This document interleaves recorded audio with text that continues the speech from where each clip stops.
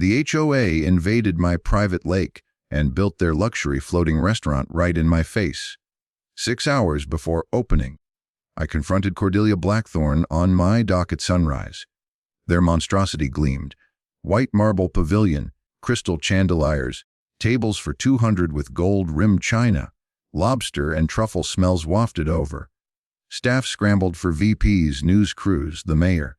She smirked straight at me. Your easement loophole from the 1920s gave us rights. This is OUR spot now. Get over your dead wife's little sunset memories. Char, that hit hard. This was the peaceful place my late wife and I cherished every evening. She'd turned my grief into her greedy empire. But she didn't know.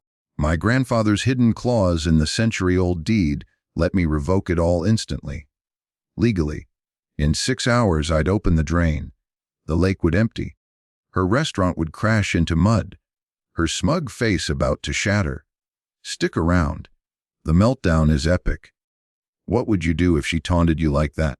Let me back up 6 months and tell you how this nightmare started. My name's Jake Morrison, 52, retired Army Corps of Engineers. I inherited 40 acres of pristine wilderness from my grandfather, including a crystal-clear spring-fed lake that's been in our family since 1923. The smell of pine sap mixed with wild honeysuckle still takes me back to childhood summers learning to fish in that perfect water. My late wife Sarah and I spent 30 years building our dream here. Every evening we'd sit on the hand-hoonied dock listening to loons call across the water while wood smoke from our cabin chimney drifted through ancient oak branches. She'd sketch wild flowers. I'd plan tomorrow's projects. The gentle lap of waves against weathered dock posts became our evening lullaby.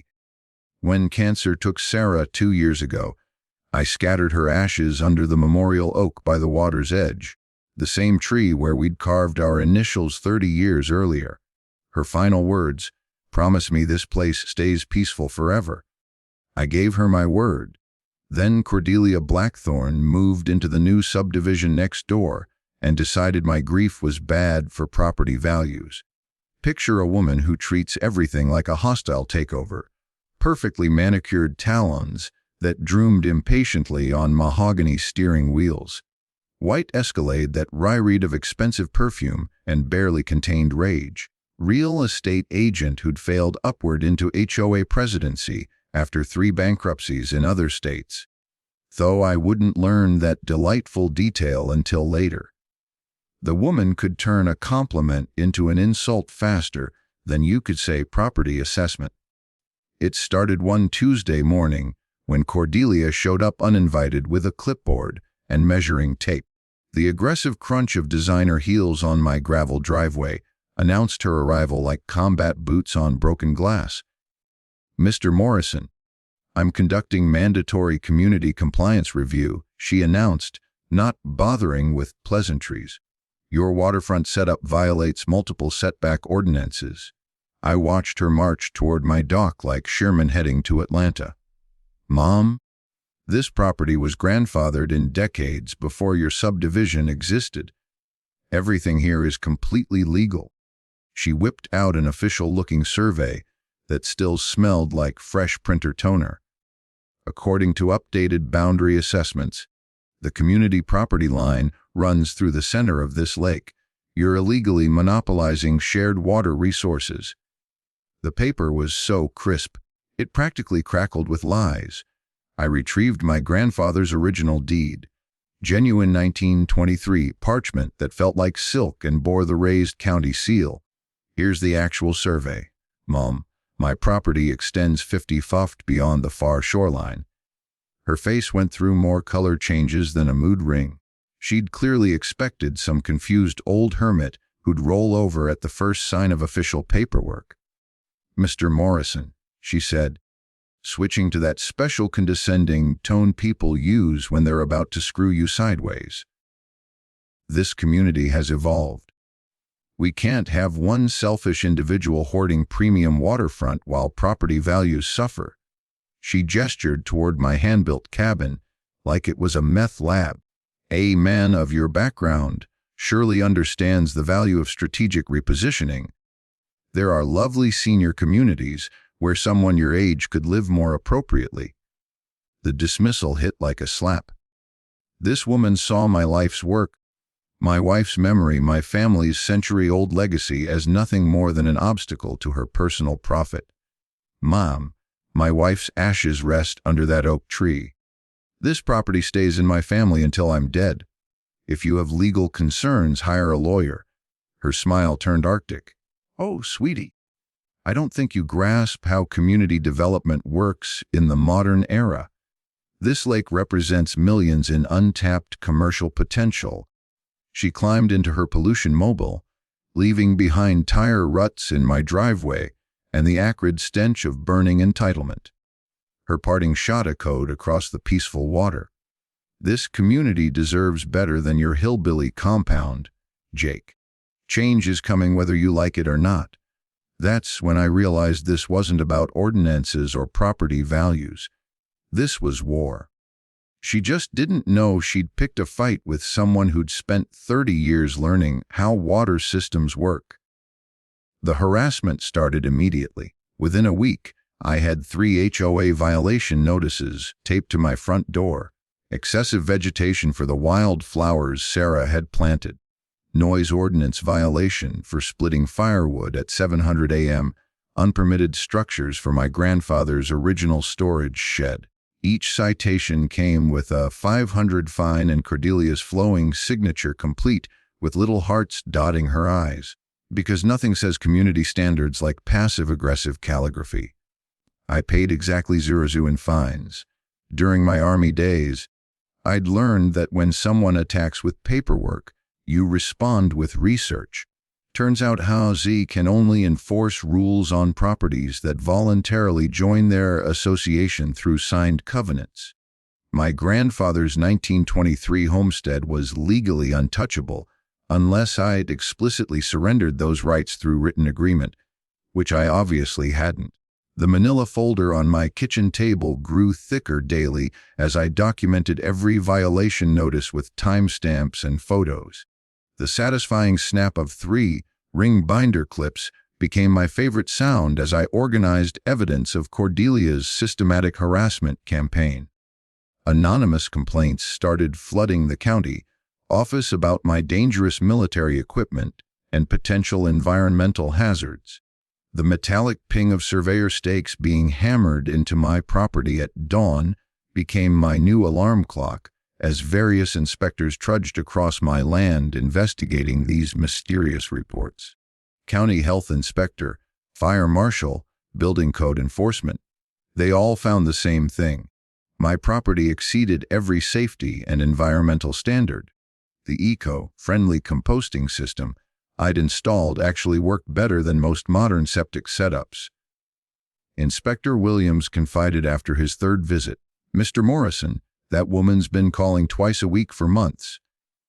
I had to come out here just to shut her up. Your place is cleaner than most city parks." The poor man looked genuinely exhausted by Cordelia's relentless bureaucratic assault. That's when I installed security cameras. The scratchy whir of night vision equipment captured some fascinating late-night footage. Cordelia conducting property assessments with her measuring tape and flashlight. Unknown vehicles driving slowly past my gate at 2:00 a.m. Someone attempting to vandalize my boundary markers, though they scattered like cockroaches when my motion-activated lights blazed to life. But the real shock came when I discovered what Cordelia was doing during her legitimate daytime visits. She was showing my property to potential buyers. I stumbled across real estate listings online that made my coffee cup freeze halfway to my lips. Prime commercial waterfront requiring responsible development, complete with photos of my dock, my cabin, my memorial oak tree, all presented as community amenities awaiting proper management. The description was even worse. Unique opportunity to acquire underutilized lakefront property currently occupied by elderly hermit, unwilling to embrace community progress. Seller motivated for quick sale to qualified commercial developers. She was marketing my home while I was still living in it. The woman had balls. I'll give her that.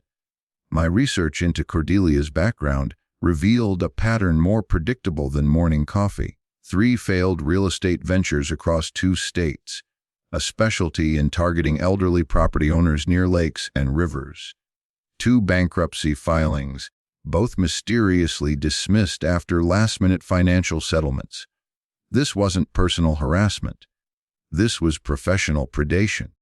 The campaign escalated when Cordelia organized a neighborhood petition demanding my property be declared a public nuisance. She went door-to-door warning new residents about the unstable veteran living on their lake, describing my morning wood-splitting routine as threatening behavior from a potentially dangerous individual with PTSD. The smell of fresh printed flyers filled my mailbox daily, each one more creative than the last and explaining how my existence threatened their children's safety and their property values. My personal favorite claimed I was stockpiling military weapons for unknown purposes. Apparently, my grandfather's antique hunting rifles qualified as an arsenal. But Cordelia had made one crucial mistake. She assumed I'd roll over like her previous victims. I contacted my lawyer friend from Army days, Tom Bradley, who specialized in property law. After reviewing my documentation, he laughed so hard I thought he might need medical attention. "Jake, this woman has 0 legal standing. You're not even in their jurisdiction. But keep documenting everything. She's creating a textbook harassment case against herself." Meanwhile, my evening research sessions revealed that Cordelia was skimming HOA funds for administrative costs that included her personal car payments and monthly spa treatments. The association's financial records, supposedly public information, had conveniently vanished from their website right around the time her spending increased. My countermove was beautifully simple. I started attending HOA meetings. Nothing rattles control freaks like unexpected witnesses. Cordelia's perfectly rehearsed presentations turned into stuttering damage control whenever I raised my hand to ask about missing financial records or the legal basis for their authority over non-member properties. The nervous crunch of gravel under folding chairs filled the community center as residents shifted uncomfortably during these exchanges. Some brave souls started asking their own questions about where their monthly fees were actually going. That's when Cordelia realized her harassment strategy wasn't working fast enough. She needed a bigger weapon. Time to escalate to phase 2 of her master plan. Cordelia's next move was pure genius. Evil genius, but genius nonetheless. She claimed to have discovered a 1920s water access easement that gave the entire community rights to my lake. The document looked official enough, complete with tea, stained paper, and a county seal that still smelled faintly of fresh ink from whatever print shop she'd used. The morning she presented this historical discovery to the HOA board, I could hear the excitement in residents' voices through my open cabin windows. The sound carried across the water like gossip at a church picnic. Everyone suddenly convinced they owned a piece of my family's sanctuary. "Ladies and gentlemen," Cordelia announced at an emergency meeting, "this changes everything. The Morrison property was never exclusively private. Our entire community has legal water access dating back to the original homestead agreements." Her hired gun, some maritime lawyer in a $100,000 suit, who probably specialized in turning puddles into international shipping lanes, presented their case with PowerPoint slides and nautical charts. According to their theory, my Springfield Lake qualified as navigable waters under federal jurisdiction, making any commercial restrictions a violation of interstate commerce laws. I sat in the back row, the metallic click of my ballpoint pen the only sound as I took detailed notes. During my Army engineering days, I'd learned that when someone attacks with fake documents, you respond with real research. Historical property easements are public record if you know where to look. The 1920s easement was real, but it was specifically for emergency well water during drought conditions, not recreational lake access. The original language stated domestic water supply only during times of municipal shortage and had automatically expired when city water lines reached our area in 1952.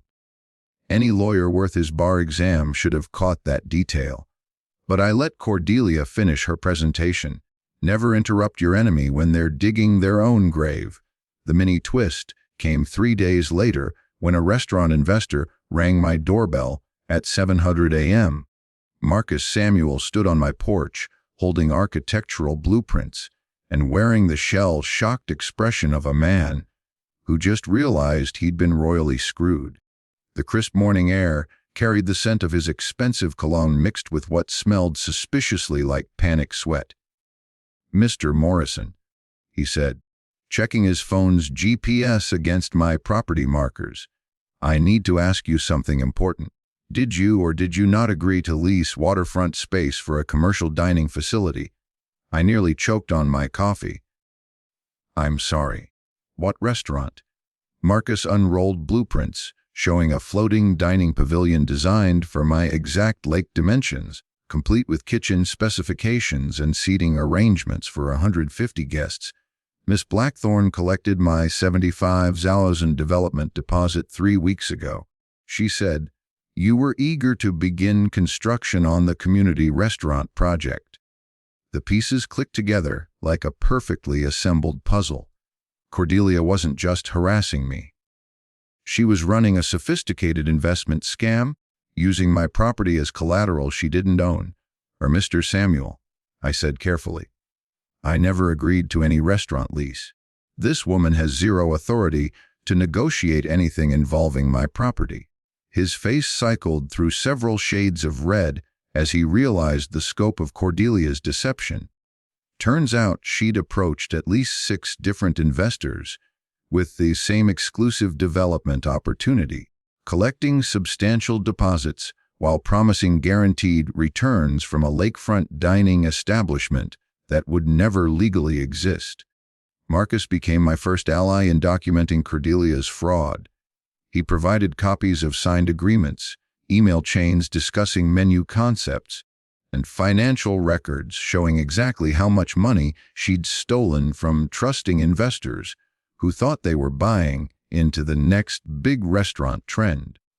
I spent that afternoon installing professional, grade steel property markers with concrete footings and GPS coordinates.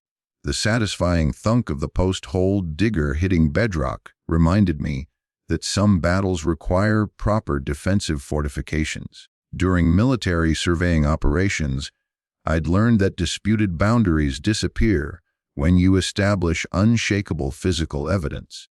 My surveyor confirmed what 3 generations of county records already proved. My property line extended well beyond the lake's far shore.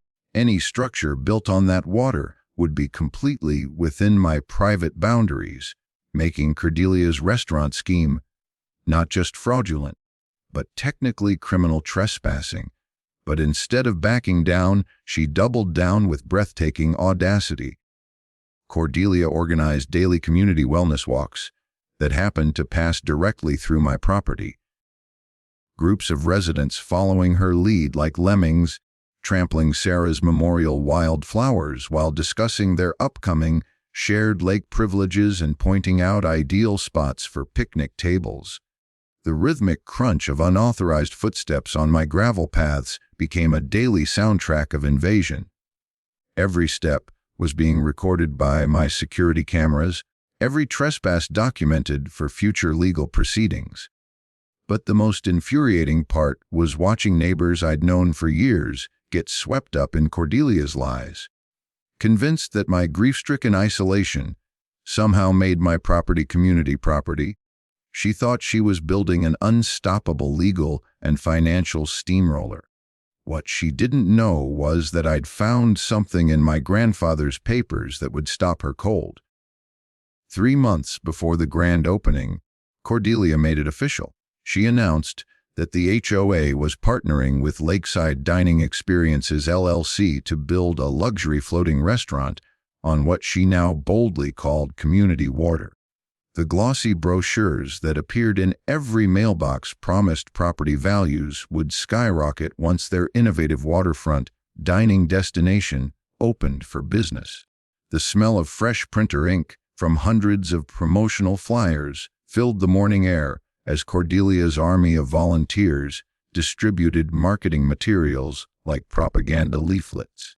Each brochure featured artist renderings of an elegant pavilion floating serenely on crystal water, complete with white tablecloths and champagne service under twinkling lights. What the brochures didn't mention was that I'd spent my weekend researching Lakeside Dining Experiences LLC through state business records. Turns out the company had been registered exactly 3 weeks earlier with Cordelia Blackthorne as sole owner, operator, and beneficiary. The woman was essentially building herself a restaurant on stolen land and calling it community development. You've got to admire the audacity, even when it's completely illegal. Construction began on a Tuesday morning with the roar of diesel engines shattering my usual dawn peace. Industrial barges and pile-driving equipment arrived at my private shoreline like an invading army, complete with hard-headed soldiers who clearly had no idea they were trespassing. I walked down to meet the construction foreman, a sun-weathered man named Rodriguez, who looked genuinely puzzled when I introduced myself as the actual property owner. The metallic clang of equipment being unloaded echoed across the water as his crew continued working behind him. Mom told us this was community development on public waterfront, he said, checking his clipboard of work orders. We got county permits and environmental clearances. He handed me a thick stack of documents bearing official letterhead and what appeared to be legitimate government seals. Everything looked perfect except for one tiny detail that made my blood pressure spike: my signature on the environmental impact waiver. I stared at the flowing script that supposedly represented my written consent to build a commercial dining facility on my private lake. Someone had clearly practiced my signature, but after 52 years of signing my own name, I could spot the subtle differences. The J was too rounded, the M too sharp, and my middle initial was positioned wrong. During my Army days, I'd processed enough forged documents to recognize amateur hour when I saw it. Mr. Rodriguez, I said carefully. I never signed any of these permits. Someone used my name and property without permission. That's fraud. His crew stopped working immediately. The sudden silence felt deafening after the constant noise of construction equipment. Nobody wants to build on disputed property, especially when the actual owner is standing there explaining that the paperwork is fake. Cordelia arrived within minutes, her white Escalade's tires spraying gravel as she screeched into my driveway. The sharp click of designer heels on dockboards announced her arrival like warning shots as she marched toward the confrontation. Mr. Morrison, these professionals have contracted work to complete, she announced with the confidence of someone who'd convinced herself that reality was negotiable. Community development permits are filed, timelines are established, and your cooperation is legally mandated under established water access protocols. I held up the forged document. Cordelia, you falsified my signature on legal paperwork. That's not cooperation, that's a felony. For just a moment, her perfectly controlled expression cracked. She'd been so busy managing investors and construction crews that she'd apparently forgotten about the inconvenient detail of actually getting permission from the property owner. That's a serious accusation based on what could easily be administrative oversight, she said, switching to her corporate crisis management voice. Filing processes sometimes involve clerical approximations of property owner consent. Clerical approximations. I couldn't help laughing. Cordelia, that's the most creative way I've ever heard someone describe criminal forgery. But the mini twist came when Rodriguez pulled me aside while Cordelia argued with her assistant about permit authenticity protocols. "Mr. Morrison," he whispered, "this lady's been acting strange from day one. Paid our deposit in cash, insisted we start work before final inspections, and keeps changing the restaurant specifications. Yesterday, she asked if we could install hidden compartments in the kitchen for specialized storage solutions." The pieces clicked together. Cordelia wasn't just building an illegal restaurant. She was creating some kind of money laundering operation disguised as community dining. The woman had graduated from simple fraud to organized financial crime. That evening, I discovered the full scope of her desperation. Property records showed she'd borrowed $400,000 against her house to fund this project. Convinced that investor deposits would cover costs until profits materialized, she was risking bankruptcy and prison time for a restaurant that would never legally serve its first meal. But Cordelia had committed too deeply to back down now.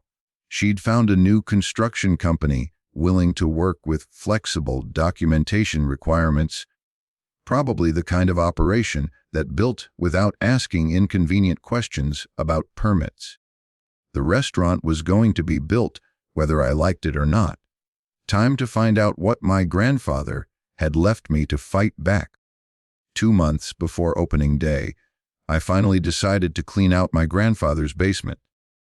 I'd been avoiding this task since Sarah's funeral, partly from grief and partly because the old man had been a legendary pack rat. The basement smelled like aged leather and forgotten memories. That distinctive scent of old paper mixed with cedarwood and the faint ghost of my grandmother's lavender sachets. Descending those creaking wooden steps felt like entering a museum of my family's history. Cardboard boxes lined the fieldstone walls like archaeological layers, each representing a different decade of my grandfather's obsessive record-keeping. The man had saved everything: receipts from 1943, warranty cards for farm equipment that had rusted away decades ago, and enough National Geographic magazines to build a fort. But tucked away in a cedar trunk, beneath my grandmother's hand-stitched quilts, I found something that changed everything. My grandfather's complete legal files from the 1920s homestead establishment. The documents were wrapped in oilcloth and tied with string like he'd known they'd be important someday. As I unfolded the yellowed pages, the brittle paper crackling under my fingers, I realized this wasn't just property ownership paperwork. It was a complete water management contract with the county. According to the official agreement, my grandfather had been designated as the watershed's flood control coordinator, responsible for managing water levels during seasonal flooding that used to devastate downstream communities before modern drainage systems existed. The contract language made my heart race. Property owner maintains exclusive authority to control, divert, or drain water levels as necessary for flood prevention and community safety. It was signed by the county commissioner in 1923, witnessed by 3 officials, and bore the raised county seal that proved its legal authenticity. But here's the part that made me laugh out loud in that dusty basement. The contract included emergency drainage provisions.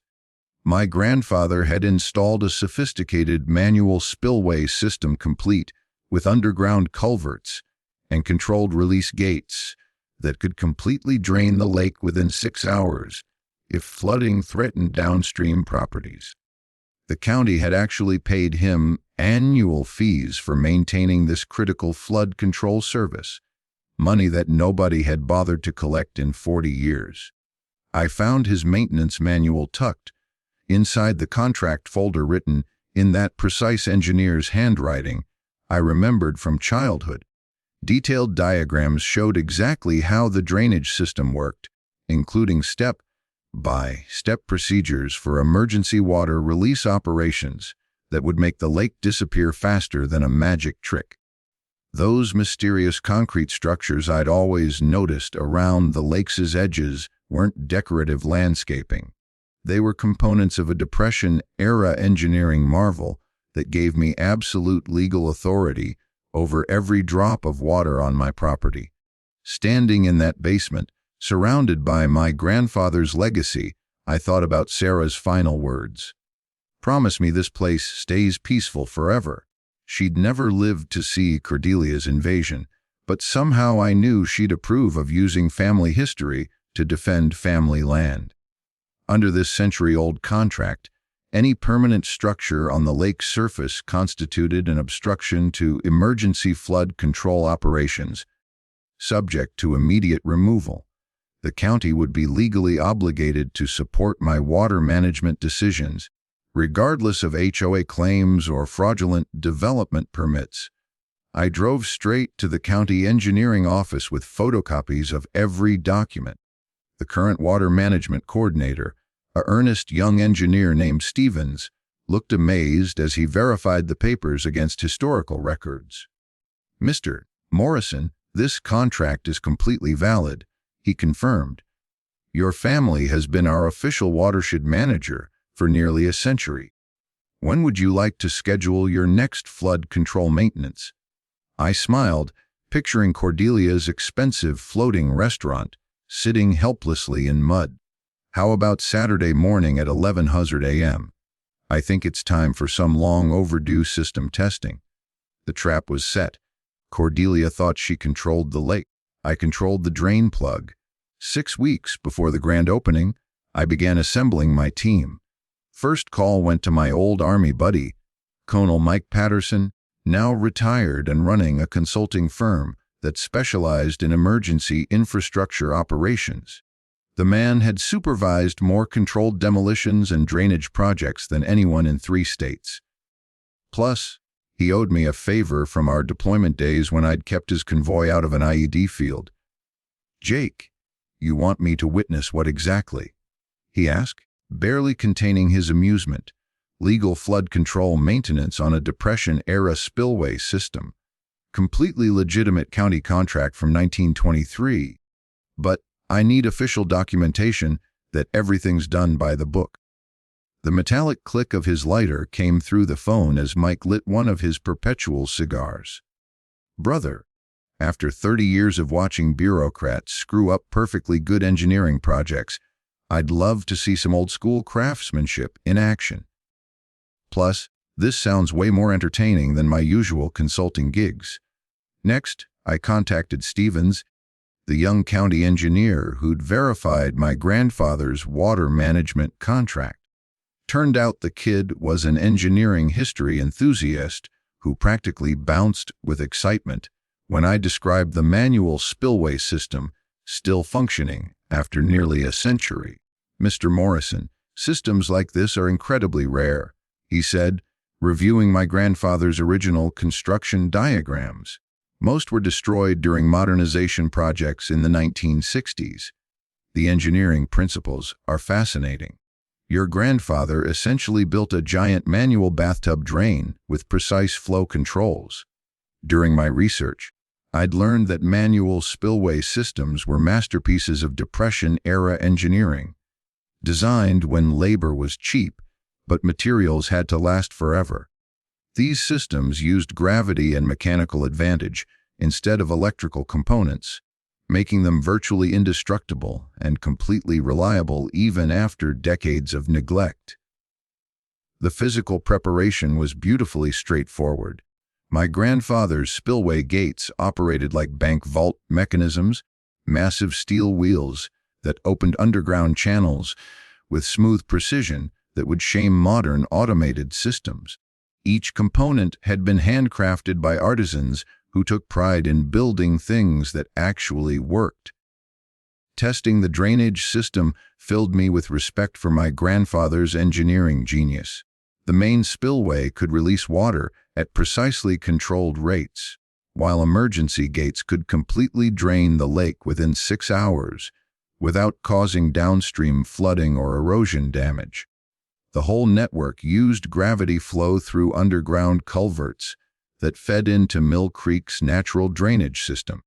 I spent afternoons learning the manual controls the satisfying clank of well-oiled mechanisms, reminding me that some technology gets better with age instead of worse. The smell of aged steel and machine oil brought back memories of working alongside my grandfather as a kid, watching him maintain equipment with the patience of a master craftsman. Community support grew as I reached out to original neighbors, families who'd lived here since before Cordelia's subdivision carved up the countryside. Tom and Martha Hendris, whose farm bordered my eastern property line, had actually watched my grandfather build the spillway system as children during the 1920s. Jake, your granddad saved our farm 3 times during spring flooding, Tom told me over coffee on his weathered porch. The morning air carried the familiar scent of hay and honeysuckle as we discussed the upcoming maintenance operation. County folks always said he was the smartest water engineer they'd ever worked with.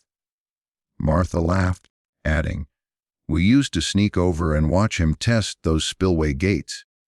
Made the biggest whirlpools you ever saw when all that water went rushing through the underground channels." The most crucial preparation was legal documentation.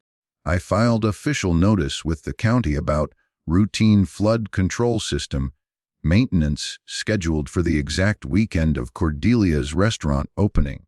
Stevens helped complete every form, ensuring that the operation would be conducted through proper governmental channels with full official approval. Local media interest surprised me. Rebecca Walsh, editor of the county newspaper, requested permission to document the maintenance operation for a feature story about Depression-era engineering innovations that were still protecting modern communities. "Mr. Morrison, this is exactly the kind of local history we should be preserving," she said, examining my grandfather's original construction photographs. "People don't realize how much brilliant engineering went into early infrastructure projects."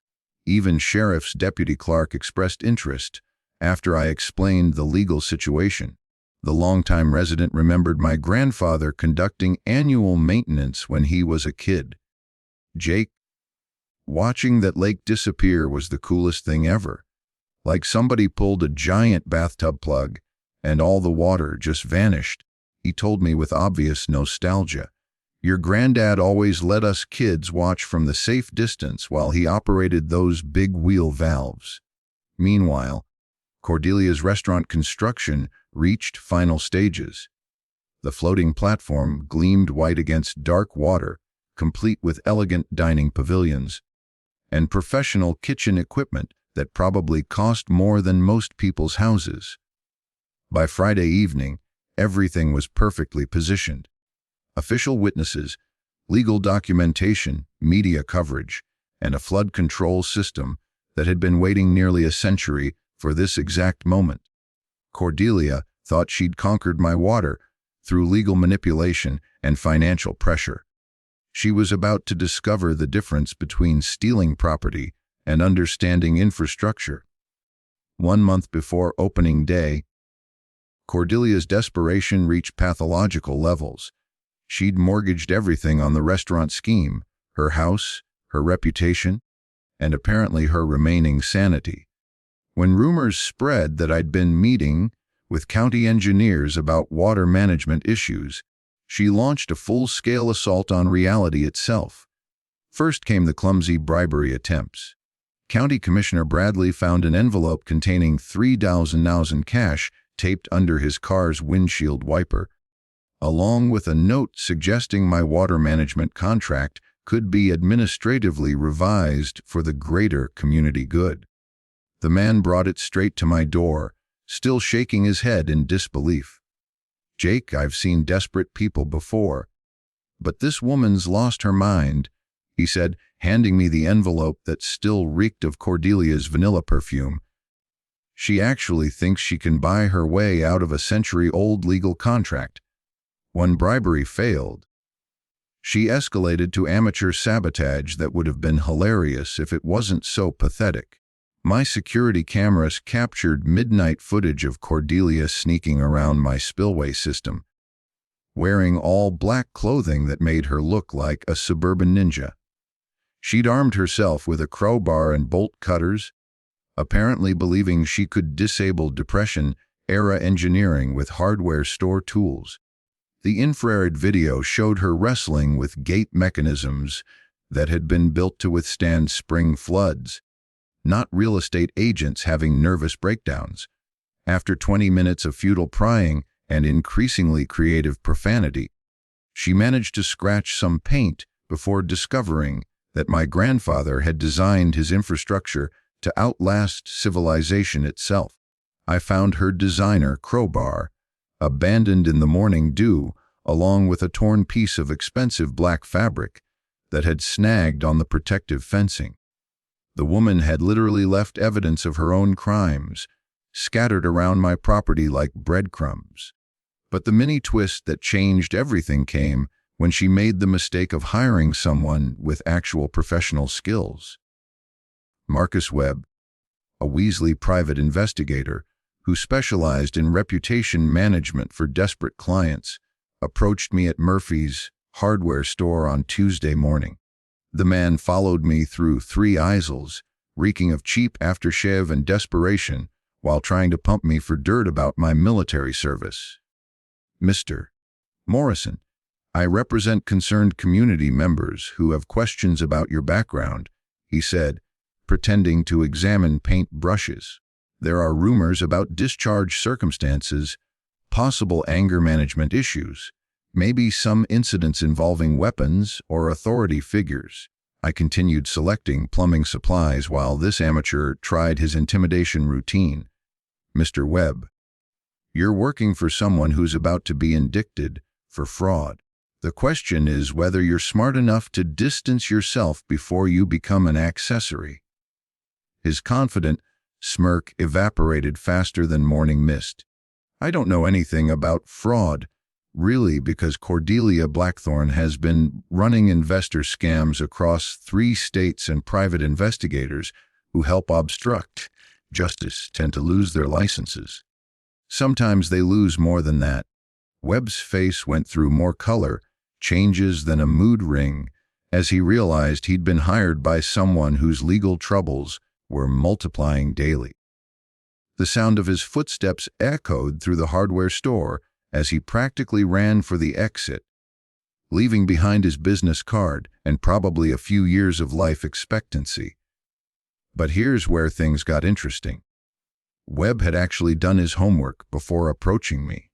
He discovered that I'd been conducting legitimate flood control research with county engineers, preparing for routine maintenance on infrastructure that predated Cordelia's subdivision by decades. Instead of finding military scandals, he'd uncovered evidence that I had absolute legal authority to manage water levels on my property. Webb contacted Cordelia to explain that harassing me was not only pointless, but potentially criminal. Her response was to fire him immediately and demand a refund of his $5,000 retainer fee. That's when Webb decided to switch sides and offer his services to me instead. "Mr. Morrison, your HOA president is completely unhinged," he told me during a coffee meeting downtown. The acid smell of burnt espresso mixed with his nervous perspiration as he explained what he discovered during his investigation. "She's facing bankruptcy, investor lawsuits, and possible criminal charges. The restaurant is her last desperate attempt to avoid complete financial ruin." Webb provided copies of Cordelia's financial records, showing she'd borrowed against her house, maxed out credit cards, and spent investor deposits on personal expenses. The woman was essentially broke, betting everything on a restaurant that would never legally open. Meanwhile, her media campaign reached new heights of absurdity. She organized protests featuring paid actors holding signs, demanding my property be condemned as a terrorist training facility. The fake outrage was so obvious that several real neighbors showed up to counter-protest her protesters. Social media posts described my grandfather's spillway system as a water weaponization project designed to threaten innocent downstream communities. She actually claimed that routine flood control maintenance constituted domestic terrorism against the HOA. But her biggest mistake was threatening county officials who supported my legal water management authority. She filed formal complaints demanding Stevens be fired for colluding with dangerous individuals and tried to organize a recall campaign against Commissioner Bradley for corruption and veteran favoritism. That's when local law enforcement decided Cordelia had crossed the line from nuisance to actual threat. The restaurant opening was 1 week away, and she was about to discover that some battles can't be won through lies and harassment. 2 weeks before opening day, Cordelia's restaurant reached completion, and so did her complete mental breakdown. The floating platform gleamed like a luxury yacht against the dark water, complete with white marble floors, crystal chandeliers, and professional kitchen equipment that probably cost more than most people's houses. The morning air carried the rich aroma of truffle oil and imported seafood. As catering staff conducted final menu testing under Cordelia's increasingly frantic supervision, she'd spared absolutely no expense on this monument to her own ego. Maine lobster, French champagne, Italian marble, and enough gold-plated fixtures to stock a jewelry store.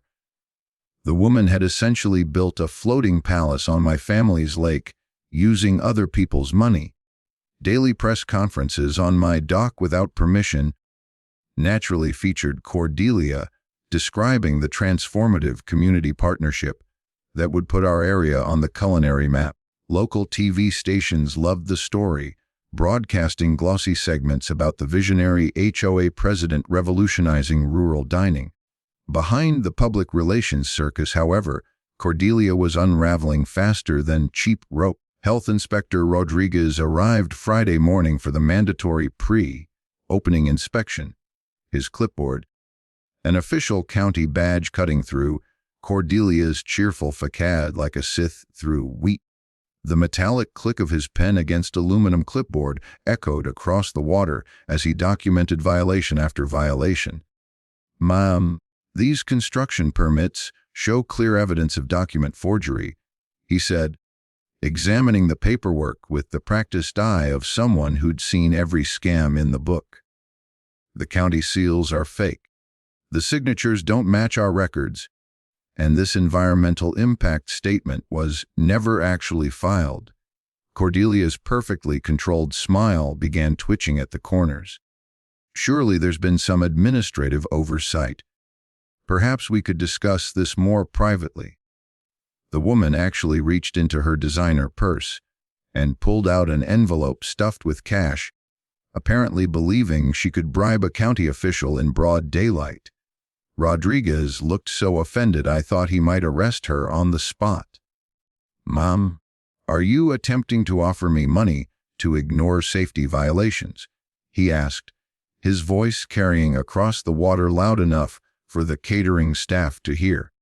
"I'm simply suggesting that paperwork issues shouldn't prevent community progress," she replied, still holding the envelope like it was completely normal to wave cash at government inspectors. Rodriguez shut down the restaurant immediately, posting bright red condemnation notices that fluttered in the breeze like warning flags. The facility would remain closed until legitimate permits were produced.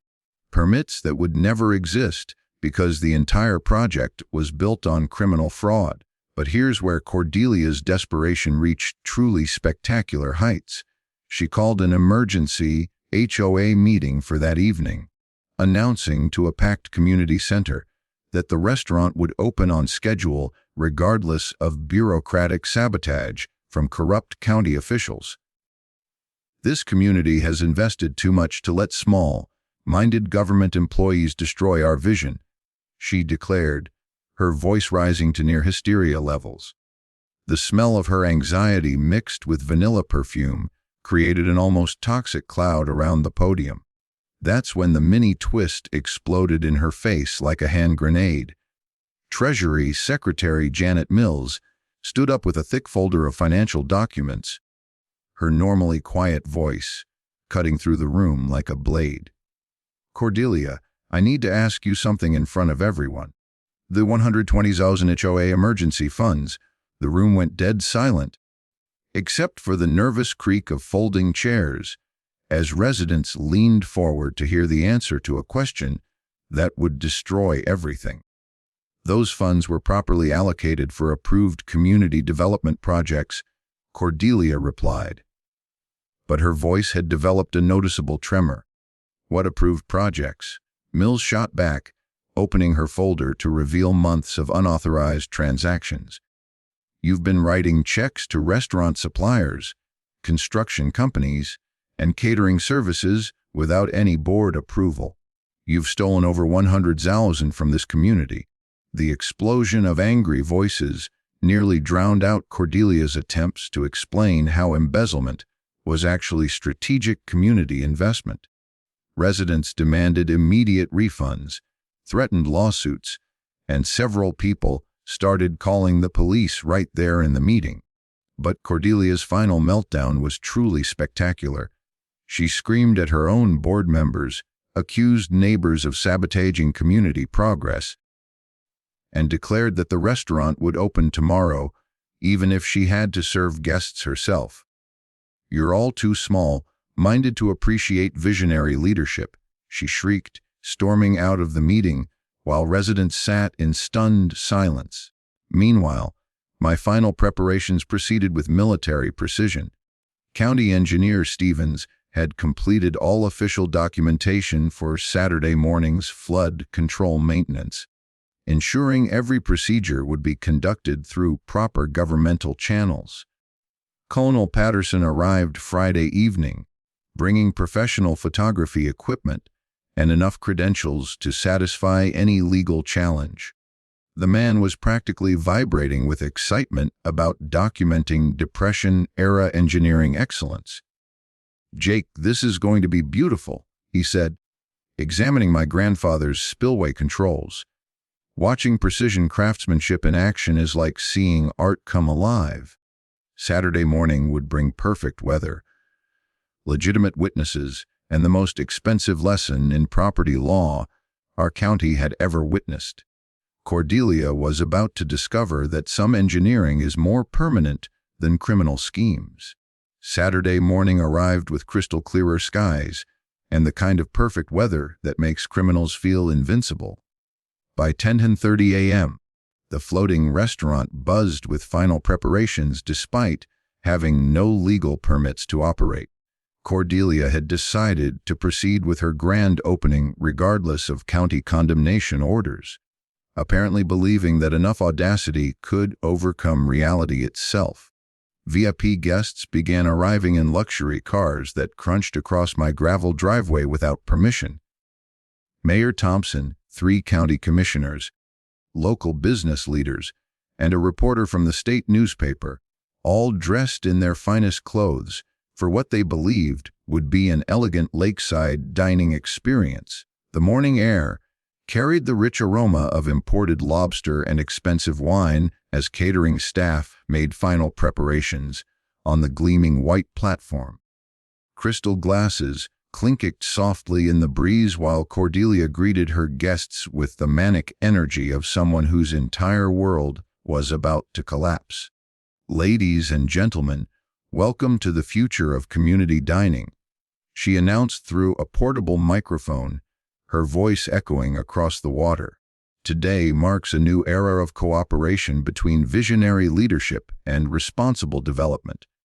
I stood at my spillway controls 50 yards away, accompanied by County Engineer Stevens, Colonel Patterson with his documentation cameras, and Deputy Sheriff Clark, who'd arrived to ensure public safety during the maintenance operation.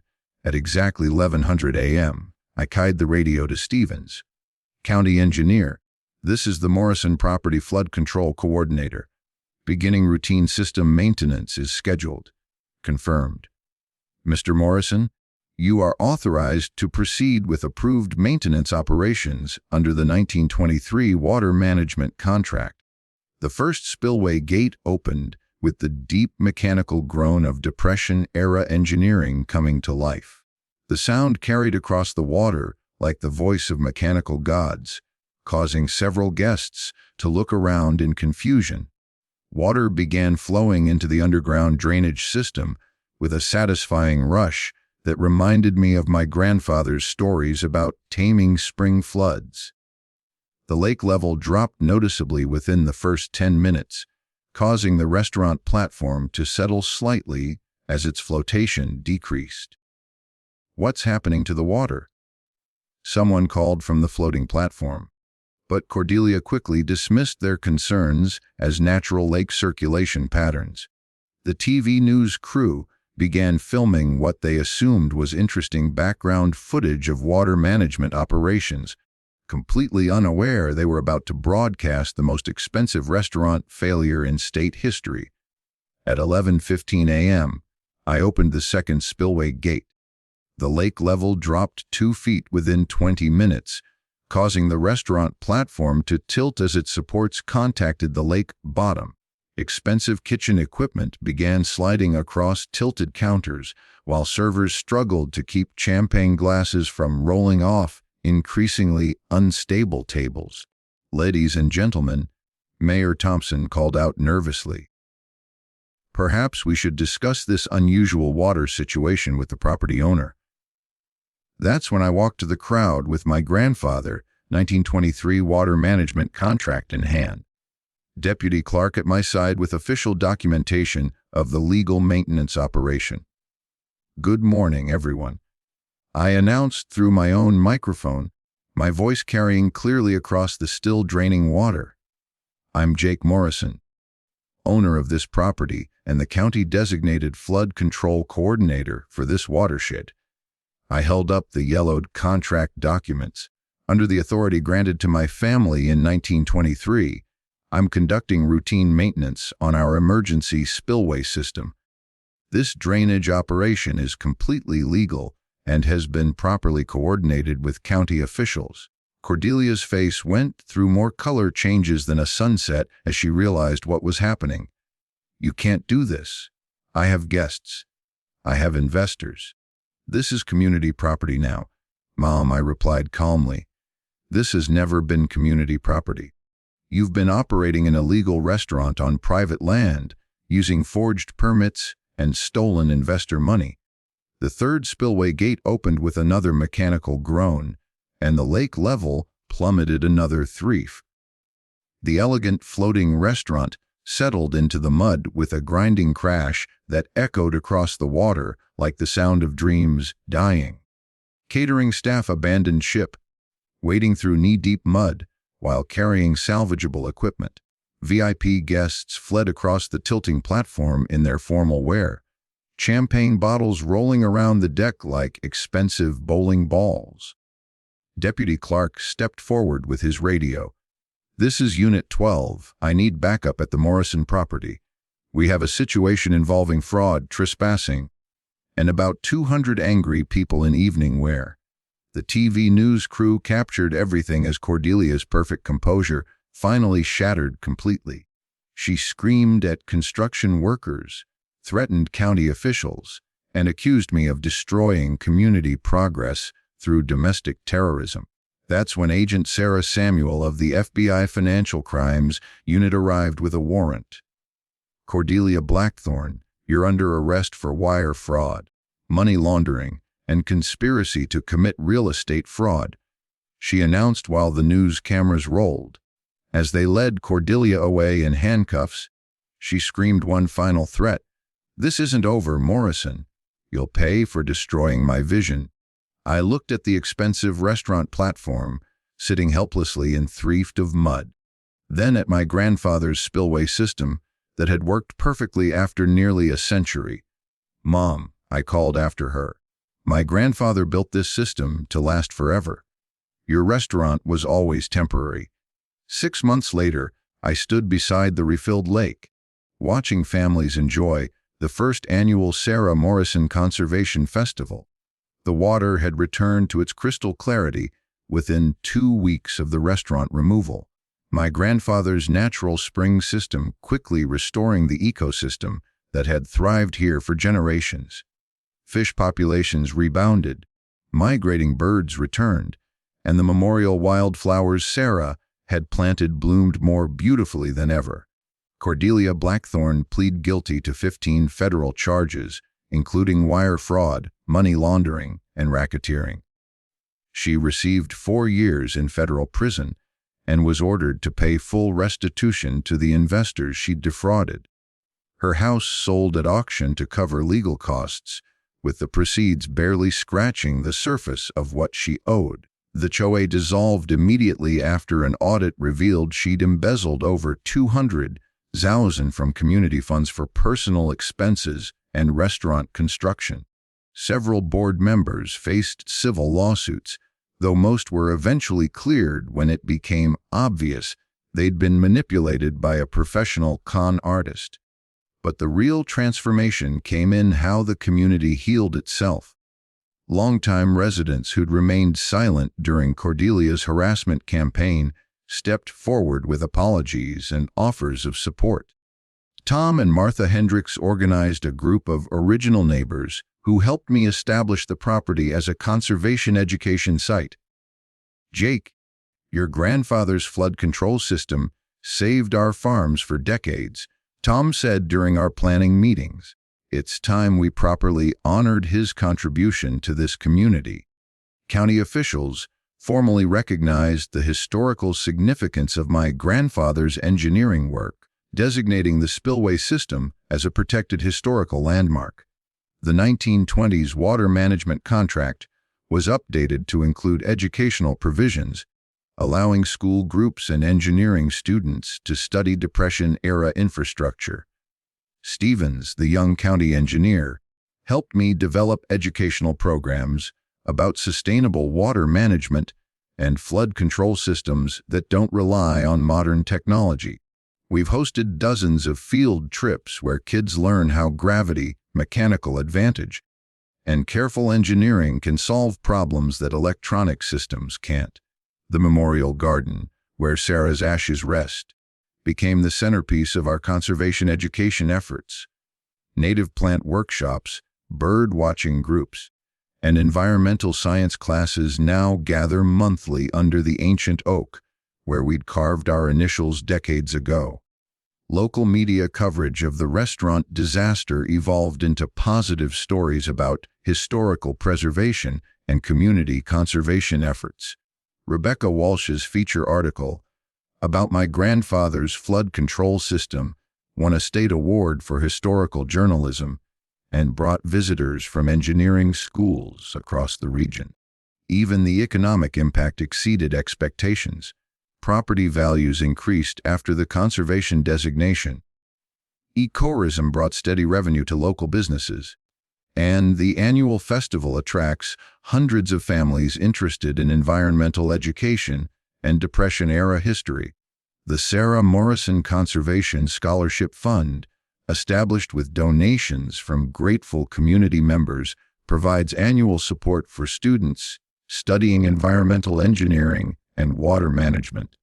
3 local kids have received college funding to pursue careers in sustainable infrastructure development. On quiet mornings, I still sit on the same weathered dock where within a week I had 3 HOA violation notices taped to my door. One for excessive vegetation, another for noise disturbances, because I chopped firewood in the morning. The third claimed my grandfather's old storage shed was an unpermitted structure. Each citation demanded $500. Each one carried Cordelia's dramatic signature.